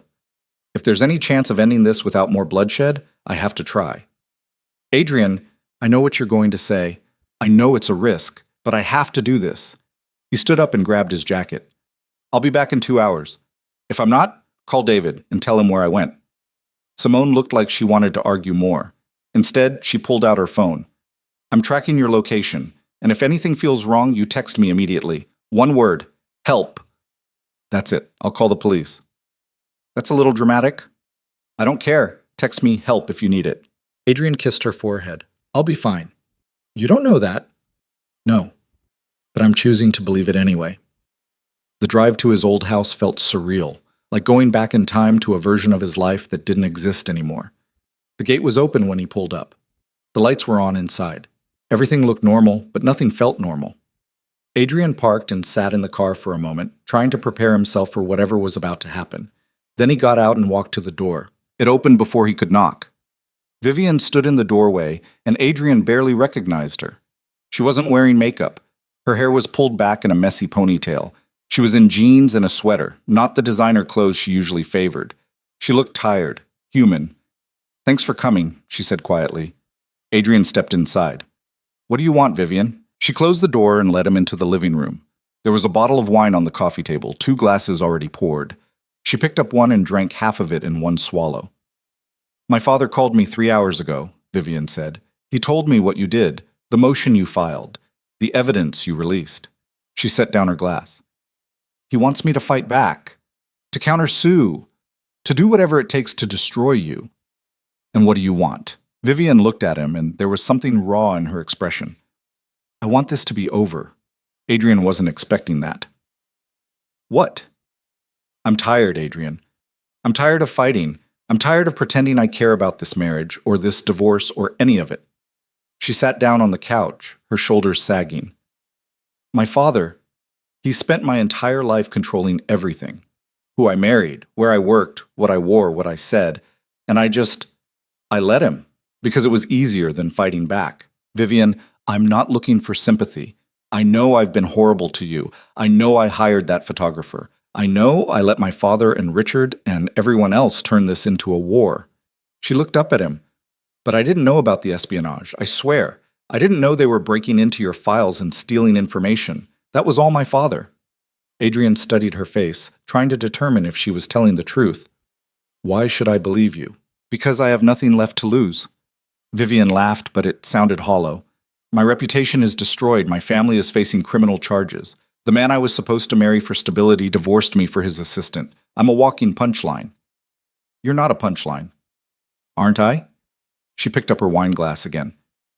Everyone's going to remember me as the woman who wasn't enough, who couldn't keep her husband, who got traded in for a younger model. That's not what happened, isn't it? Vivian's eyes were bright with unshed tears. Tell me honestly, Adrian, did you ever love me? Even a little? The question hung in the air between them. Adrian could have lied, could have said something polite and kind and meaningless, but Vivian deserved more than that. No, he said quietly. I didn't. She nodded like she'd been expecting that answer. I didn't love you either, but I wanted to. I tried to. I thought if we just kept going through the motions, eventually it would turn into something real. She wiped at her eyes. It never did. No, it didn't. They sat in silence for a moment. 2 people who'd spent 5 years married to each other without ever really knowing each other at all. I'm going to drop the lawsuits, Vivian said, finally. Adrian looked up. What? All of them. The prenup violation, the asset claims, everything. She set down her glass and stood up. I'm going to tell my lawyers to withdraw the filings. And I'm going to make a public statement saying that the divorce was mutual and amicable and that I wish you well. Why would you do that? Because I'm tired of being my father's weapon. Vivian walked to the window and stared out at the darkening sky. And because you were right about the marriage, about the pretending, about all of it, I don't want to spend the rest of my life fighting over something that was never real in the first place. Adrian stood up and walked over to stand beside her.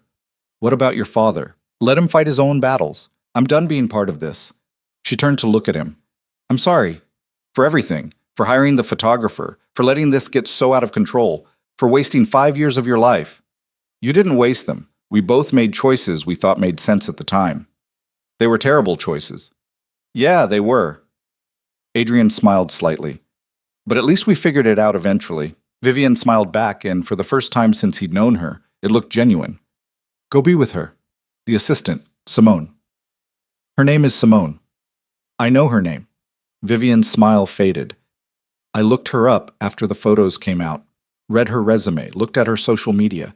She's smart, accomplished. Everything I pretended to be but never actually was. Vivian, I'm not jealous, not anymore. I'm just... She paused.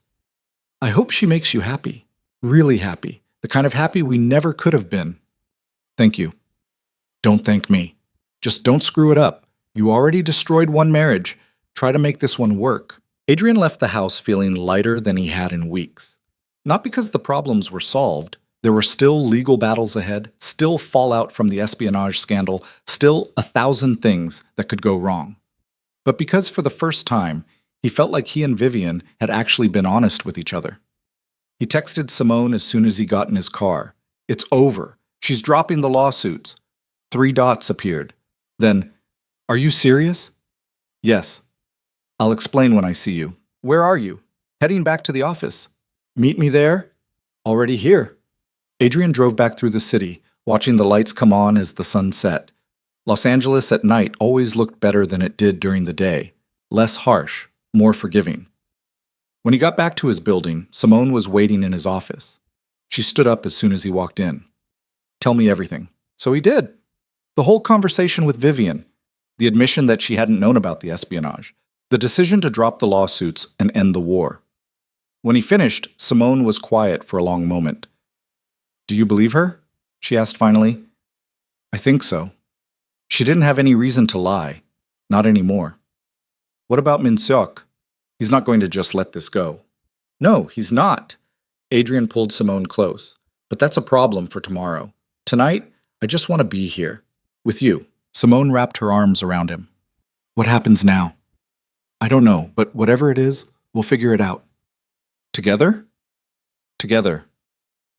They stood there for a long time, holding each other in the quiet of the empty office, and Adrian thought about all the different versions of his life he could have lived.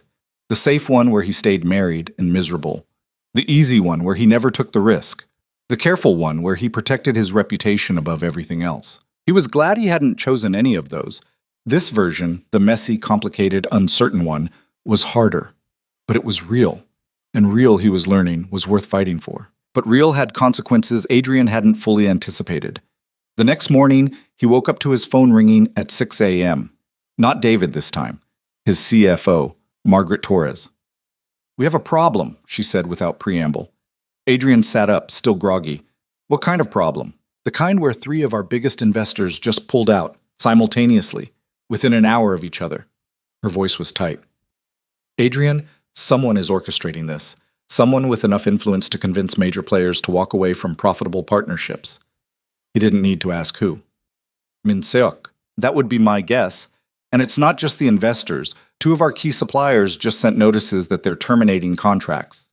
Our line of credit with Pacific Bank got frozen pending review. This is coordinated. Adrian got out of bed and walked to the window. The city looked the same as always, indifferent, sprawling, alive. But he felt the ground shifting beneath him. How bad is it? Bad enough that if we don't find replacement funding in the next 2 weeks, we're going to have serious cash flow problems. And if this continues... Margaret paused. If this continues, we might not survive it. Okay. Call an emergency board meeting for this afternoon. I'll be there. Adrian, the board is going to ask questions, hard questions, about the divorce, about Simone, about whether you're too distracted to run this company. Let them ask. He hung up and stood there for a moment, letting the weight of it settle over him. Minseok wasn't just threatening, he was following through, methodically dismantling Adrian's company piece by piece, using every connection he had to choke off funding and support. It was brilliant, brutal, exactly what Adrian should have expected. His phone buzzed with a text from Simone. "You okay?" I saw the investor news. He called her instead of texting back. "How bad is it?" she asked immediately. "Bad. Minseok is calling in favors, pulling strings, trying to strangle the company financially." "Can he do that?" "He's doing it. The question is whether I can stop him." Simone was quiet for a moment. "What do you need from me?" That was the thing about her. She never asked if he was sure, never tried to talk him out of fighting. She just asked what he needed. "I need you to help me figure out who we can still trust, who hasn't been compromised, who might be willing to stand with us even if it means standing against the Parks." "I'm already on it. I'll have a list by noon." "Simone, I know what you're going to say, that this isn't my job anymore, that I don't have to do this." Her voice was firm. "But I'm doing it anyway, so save your breath." Adrian smiled despite everything. "Thank you." "Don't thank me yet. We might be going down with this ship."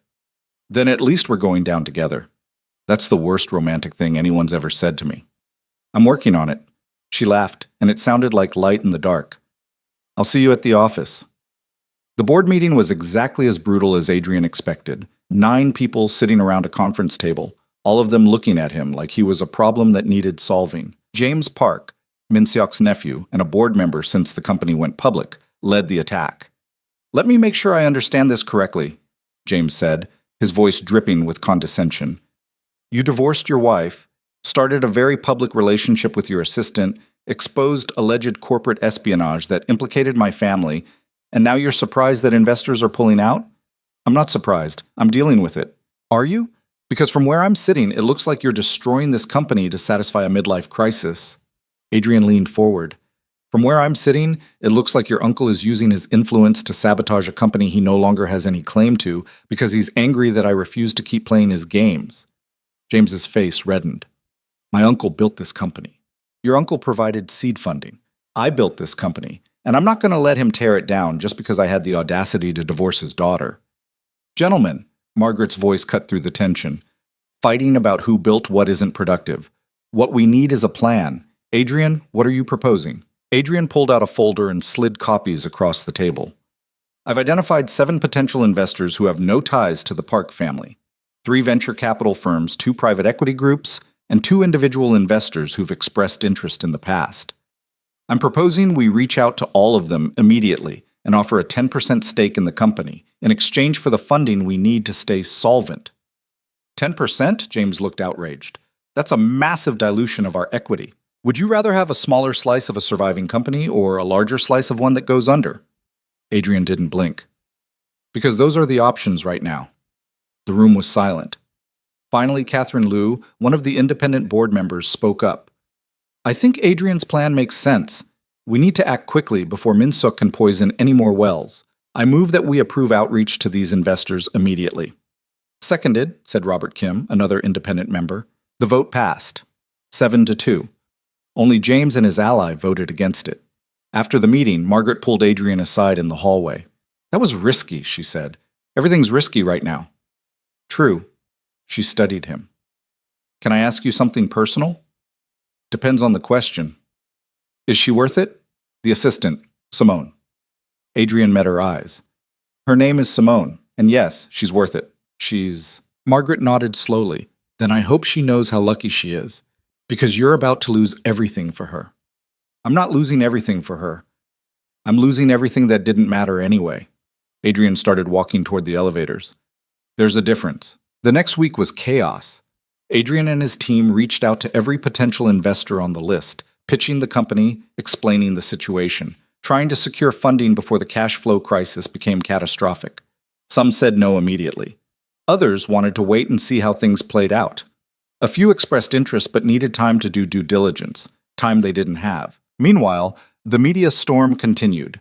Every day brought new headlines, new speculation, new commentary on Adrian's personal life. Some publications painted him as a romantic hero, choosing love over convenience. Others called him irresponsible, reckless, a CEO whose personal drama was destroying shareholder value. Adrian stopped reading the coverage after the third day. It didn't matter what they said. None of them knew the real story anyway. What mattered was keeping the company alive and figuring out how to build a life with Simone that wasn't defined by crisis. That part turned out to be harder than he expected. They tried to have dinner together one night at Simone's apartment. She cooked pasta. He brought wine. They ate at her small kitchen table and tried to have a normal conversation about normal things. It lasted maybe 15 minutes before Adrian's phone started ringing. An investor callback. Then a message from David about the criminal investigation into the parks. Then an email from Margaret about another supplier terminating their contract. "You should take those," Simone said quietly. "I'm having dinner with you." "Adrian, the company is falling apart. You need to—" "I need to be here." He set his phone face down on the table. "I need to prove that I can still do this, that I can still have a life outside of work." "But you can't." Simone's voice was gentle but honest. "Not right now. Not in the middle of this. And that's okay. I understand. I don't want you to just understand. I want—" Adrian stopped, frustrated. "I want to be the kind of person who can show up, who can be present, who doesn't always have to choose between his company and the person he loves." "Then let me help you." Simone reached across the table and took his hand. "Stop trying to protect me from this. Stop trying to keep me separate from the chaos. Let me be part of it. Let me carry some of the weight." "You already are." "No, I'm not. You're still treating me like someone who needs to be shielded from the hard parts, like I'm this fragile thing that might break if you let me see how bad it really is." She squeezed his hand. "I left that job, Adrian. I left that role. I'm not your assistant anymore. I'm your partner. So let me be one." Adrian looked at her, at the fierce determination in her eyes, and felt something shift. "Okay. Okay? Okay.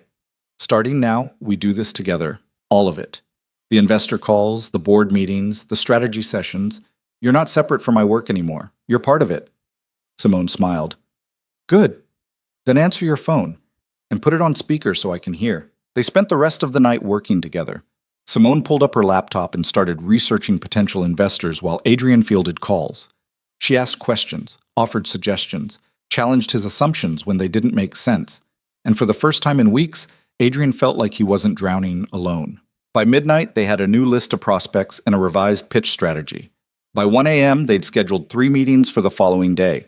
By 2, they were both exhausted and collapsed on Simone's couch, her head on his shoulder, his arm around her waist. "We're going to survive this," Simone said quietly. "How do you know?" "Because we're too stubborn to fail." Adrian laughed. "That's not a business strategy. It's worked so far." She fell asleep a few minutes later, but Adrian stayed awake, staring at the ceiling and thinking about all the different ways this could still fall apart. The investors could say no. Min-seok could escalate his attacks. The company could collapse despite their best efforts. But for the first time, he wasn't facing those possibilities alone. The breakthrough came from an unexpected source. 10 days after the board meeting, Adrian was in his office when his assistant, a new hire named Jennifer, who'd replaced Simone in title but could never replace her in practice, knocked on his door. "There's someone here to see you. He doesn't have an appointment, but he says it's important." "Who is it?" "He said his name is Min-seok Park." Adrian felt his chest tighten. "Send him in." Min-seok walked into the office like he owned it, like he'd never been anything other than welcome there. He was carrying a leather portfolio under one arm, and his expression was unreadable. "Adrian." He sat down without being invited. "We need to talk. I think we've said everything we need to say. Clearly we haven't, or I wouldn't be here." Min-seok set the portfolio on the desk between them. "I've been watching you these past 2 weeks. Watching you scramble for funding. Watching you fight to keep your company alive. Watching you refuse to give up even when any sane person would have quit. And it reminded me of something." Min-seok leaned back in his chair. "When I first met you, you were nobody. A kid with big ideas and no resources, no connections, no money, nothing but ambition and refusal to accept that the world owed you nothing." He paused. "I backed you because I saw that hunger, that drive. And I thought, maybe this one will be different. Maybe this one won't become soft." "I'm not soft." "No, you're not." Min-seok smiled slightly. "You're stubborn, foolish, willing to destroy everything for a principle, but not soft. Adrian waited. There was more coming. I came here to make you an offer, Min-seok said. The investors I convinced to pull out, I can bring them back. The suppliers I pressured, I can reverse it. The credit line I had frozen, I can unfreeze it. I can undo everything I've done to hurt your company. In exchange for what? In exchange for nothing. Min-seok opened the portfolio and pulled out a document. This is a signed agreement releasing you from any and all obligations to my family. No more interference, no more manipulation, no more attempts to control your business or your life. Adrian stared at the document like it might be a trap. Why would you do this? Because I was wrong. The admission seemed to cost Min-seok something. About you, about Vivian, about what I thought this marriage should be. He pushed the document across the desk. I built an empire by controlling everything and everyone around me, and it worked for a long time. But somewhere along the way, I forgot that people aren't chess pieces. They're not assets to be managed. What changed? Vivian came to see me 3 days ago. She told me she was done. Done with the lawsuits, done with the fighting, done with being the person I wanted her to be instead of the person she actually was. Min-seok's expression was complicated. And I realized I've been so focused on protecting my family's reputation that I destroyed my daughter's chance at happiness, just like I destroyed yours. Adrian didn't know what to say. I'm not apologizing, Min-seok continued. I don't apologize. But I'm acknowledging that forcing you into a marriage you didn't want, for the sake of appearances, was a mistake. And continuing to punish you for ending that marriage is pointless. He stood up and walked toward the door. Then he stopped and looked back. That woman, Simone. The one you're willing to lose everything for. Min-seok's eyes were sharp. Don't make the same mistakes I did. Don't turn love into a transaction. Don't let ambition poison what you have. And don't wait until it's too late to choose what actually matters. Then he left. Adrian sat alone in his office, staring at the document on his desk, trying to process what had just happened. Min-seok Park, the man who'd controlled his life for 5 years, who'd orchestrated his marriage, who tried to destroy him, had just set him free. He picked up his phone and called Simone. Are you sitting down? He asked when she answered. Should I be? Probably. Min-seok was just here. He's calling off the attacks, bringing back the investors, releasing me from any obligations to his family. Silence on the other end. Then, are you serious? I'm looking at the signed agreement right now. Why would he do that? I think... Adrian paused, trying to find the right words. I think he looked at what he was doing and realized it was destroying more than just me. It was destroying his relationship with his daughter, his family's future, everything he thought he was protecting. So what now? Now we rebuild, we secure funding, we stabilize the company, we figure out what comes next. Together? Together. Adrian heard her breathe out slowly. Can I tell you something? Anything. I've been terrified. Not of losing the company, not of the public scrutiny, not of any of that. Her voice was soft. I've been terrified that you'd wake up one day and realize I wasn't worth it, that you'd regret everything you gave up and resent me for it. Simone, let me finish. I've been terrified of that, but I've also been more myself these past few weeks than I've been in years. Because you let me be real. Messy. Imperfect. You didn't ask me to be anything other than who I actually am. She paused. And I need you to know, whatever happens next, whatever we build together, I'm not going anywhere. Even when it's hard. Even when I'm scared. I'm staying. Adrian felt his throat tighten. I'm not good at this. At the relationship stuff. At being vulnerable. At any of it. I know. I'm going to mess up a lot. I'm going to work too much and forget important things and probably say the wrong thing at the wrong time. I know that too. And you're still staying? I'm still staying. He could hear the smile in her voice. Because you're worth fighting for, even when you don't think you are. That night, Adrian did something he hadn't done in years. He left the office at 6 p.m. Not because there wasn't more work to do. There was always more work. But because Simone had asked him to meet her somewhere, and for once, he was choosing to show up. She'd texted him an address in Echo Park. No explanation, just the location and a time. When Adrian pulled up, he found himself at a small community garden tucked between 2 buildings. It was the kind of place you'd miss if you weren't looking for it. A pocket of green in the middle of concrete and traffic. Simone was waiting at the entrance, wearing jeans and a t-shirt, her hair pulled back. She looked younger somehow, lighter. "What is this?" Adrian asked. "I volunteer here on weekends, or I used to before I started working for you, and didn't have time for anything else." She led him through the gate into the garden. "I thought you should see it." The space was bigger than it looked from the street. Raised beds full of vegetables and herbs, fruit trees along the back fence, a small greenhouse in one corner. People were scattered throughout, older women tending tomato plants, kids watering seedlings, a couple of teenagers pulling weeds. This is, Adrian searched for the right word, unexpected. "I started coming here when I first moved to LA, when everything felt overwhelming and I didn't know anyone. It was quiet, peaceful, a place where I could just exist without having to perform or prove anything." She knelt down next to a bed of lettuce and started checking for weeds. "I stopped coming when I took the job at your company. I told myself I didn't have time, but really, I think I just forgot that I needed this." Adrian knelt down beside her. "You're bringing me to your secret garden.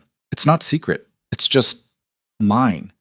The one part of my life that was never about work or ambition or building something. It was just about growing things, watching them change, being patient." She pulled out a weed and tossed it aside. "I wanted you to see it because I think you need to remember that too. That not everything has to be about building empires or winning battles. Sometimes things just grow because you take care of them." They worked in silence for a while, pulling weeds, watering plants, moving slowly through the rows. Adrian had never gardened before. He didn't know what half the plants were, but there was something meditative about it, something grounding. An older woman working nearby looked over at them and smiled. "New volunteer?" "Something like that," Simone said. "Well, you picked a good one to bring. The cilantro's been looking sad all week. Needs someone with a gentle touch." Adrian looked down at his hands that signed contracts worth millions, that closed deals, that built buildings, and felt absurdly out of place. But Simone just handed him a watering can. "Start with that one. Not too much. Just enough." He did what she said. Slow, careful, watching the water soak into the soil. "See," Simone said, "you're already getting it." When they finished, the sun was setting, painting the sky in shades of orange and purple. They sat on a bench near the back of the garden, dirt under their fingernails, the smell of herbs in the air. "I want to make a deal with you," Simone said. "What kind of deal?" "Once a week, we do this.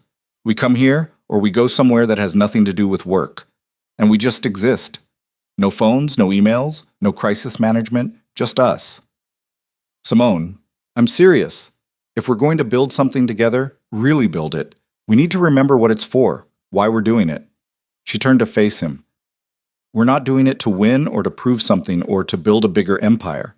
We're doing it so we can have a life, a real one. And that requires protecting time for things that matter more than work." Adrian thought about all the years he'd spent prioritizing deals over dinner, meetings over relationships, success over everything else. "You're right. I know I'm right. One condition." Simone raised an eyebrow. "What?" "You get to pick the place. But I get to decide when we leave work. No more working until midnight unless it's actually an emergency." "Deal." They shook on it, both of them laughing at the formality of it. 6 months later, Adrian stood in his office and looked out at the city that had almost killed him and somehow saved him at the same time. The company had survived, more than survived. The new investors had come through. The suppliers had renewed their contracts. Pacific Bank had unfrozen the credit line. Adrian had restructured the board, removing James and bringing in people he actually trusted. It wasn't the same company it had been. It was smaller in some ways, leaner. But it was his. Really his this time. Not built on someone else's foundation, not dependent on someone else's approval, just his. Behind him, the office door opened. "You ready?" Simone asked. Adrian turned. She was wearing a dress he'd never seen before. Simple, elegant, the kind of thing she'd wear to a celebration that actually mattered. "Ready." They took the elevator down together. Not to a board meeting or an investor presentation. To the lobby, where a small group had gathered. David Chen, Margaret Torres, Catherine Liu, and Robert Kim from the board. A few other people who'd stood by Adrian when everyone else was running. They were celebrating the end of the lawsuits, the finalization of the divorce, the closure of the criminal investigation into the parks. Charges had been filed against Marcus Chen and a few others, but Min-suk himself had somehow escaped prosecution, probably through connections Adrian didn't want to think about. It should have felt like victory. Instead, it just felt like relief, like finally being able to exhale after holding your breath for months. They went to a restaurant downtown. Nothing fancy, just good food and good company. People told stories, laughed, raised glasses to survival and stubbornness and not giving up, even when giving up seemed reasonable. At one point, David pulled Adrian aside. "You know what the craziest part of all this is?" the lawyer said. "What?" "A year ago, if you'd asked me if you were happy, I would have said yes. You had everything. Money, power, respect, everything a person could want." David shook his head. "But you weren't happy. Not even close. And I don't think any of us realized it until you burned it all down." "I didn't burn it all down, just the parts that were suffocating me." "Same thing," David smiled. "But look at you now. You lost half your investors, you're in debt up to your eyeballs, your reputation will never be what it was, and you're happier than I've ever seen you." Adrian looked across the room to where Simone was talking with Margaret, both of them laughing about something. "Yeah, I am. That woman better be worth it." "She is, but that's not the point." Adrian turned back to David. "The point is that I'm worth it. My actual life, not the performance of one. That's what I was missing." Later that night, after everyone else had gone home, Adrian and Simone walked back to his building. Not to work, just because they could, because the night was warm and the city was alive and they had nowhere else they needed to be. "Can I tell you something?" Simone said as they walked. "Always. When I first took that job, when I became your assistant, I thought if I worked hard enough, if I was good enough, if I proved myself, then maybe I'd matter. Maybe I'd be important." She slowed her pace, looking up at the buildings around them. "And I did matter, in a way. But I was always in service to something else. Your schedule, your meetings, your life. And now I'm building my own life. One that includes you but isn't defined by you." She looked at him. "And that's the difference. That's why this works. Because neither of us is trying to complete the other person or fix them or save them. We're just choosing to exist in the same space and see what we can build together." Adrian stopped walking and turned to face her fully. "I love you." Simone blinked. "What?" "I love you. I should have said it before now. I should have said it 100 times, but I'm saying it now." He took her hands. "I love you. Not because you make my life easier or because you fit into some plan. I love you because you make me want to be honest, because you make me want to try, because you refuse to let me hide behind work or money or any of the other things I used to think mattered." Simone's eyes were bright. "I love you too. Even though you're terrible at romantic gestures and you work too much and you still don't know how to properly water cilantro." Adrian laughed. "I'm working on the cilantro thing." "I know you are." He kissed her there on the sidewalk, with people walking past and cars honking and the city humming around them. It wasn't private or perfect or particularly romantic by anyone else's standards, but it was real. And real, Adrian had learned, was the only thing worth having. 3 years later, Adrian sold the company. Not because it was failing, it was doing better than ever, but because he'd realized something fundamental. He'd built it to prove he could. Not because he actually wanted to run a real estate empire for the rest of his life. What he wanted was smaller, more focused, more his. He started a consulting firm with Simone, just the two of them at first, then a few carefully chosen people who shared their vision. They worked with businesses that were struggling, helping them restructure and find solid ground. It was satisfying in a way the empire building never had been. More human scale. More about the work than the image. They bought a house together. Not in the hills where Adrian's old estate had been, but in Silver Lake, not far from Simone's old apartment. It had a yard, enough space for a garden, a front porch where they could sit and watch the neighborhood move around them. Simone still volunteered at the community garden on weekends. Adrian still worked too much, but less than he used to. They fought sometimes about stupid things, whose turn it was to do dishes, whether to get a dog, how to spend holidays. Normal couple stuff that felt revelatory precisely because it was so ordinary. Vivian got remarried 2 years after the divorce, to an artist, of all people. Someone completely different from Adrian. Someone who painted and traveled and didn't care about reputation or appearances. Adrian saw the announcement and felt genuinely happy for her. Min Seok Park retired and moved to South Korea. The criminal investigation had damaged his reputation enough that he'd decided to spend his remaining years somewhere quieter, away from the empire he'd built.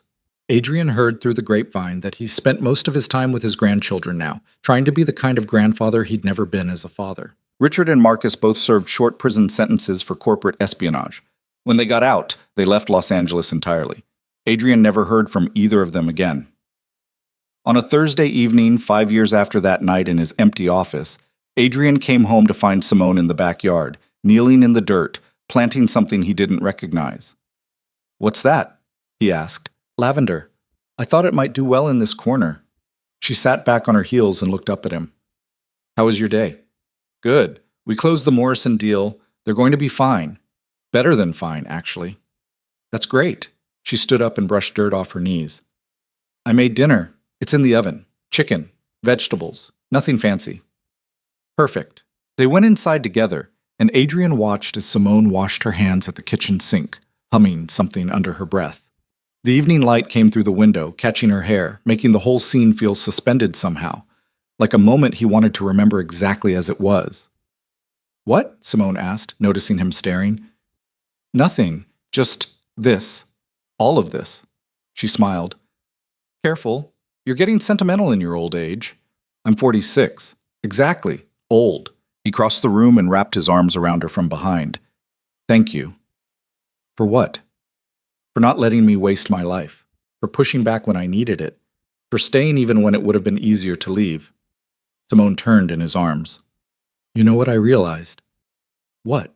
"Everyone thinks the love story is about choosing each other, about some big romantic gesture or sacrifice, but that's not really it." She put her hands on his chest. "The love story is about what comes after the choice is made, after the dust settles. It's about the Thursday nights and the arguments about dishes and the way we figure out how to build something together that neither of us could have built alone." "That's not very romantic." "It's the only kind of romantic that lasts." Adrian kissed her forehead. "You're probably right." "I'm definitely right." They ate dinner at the table in the backyard as the sun went down, talking about nothing important and everything important at the same time. Plans for the weekend.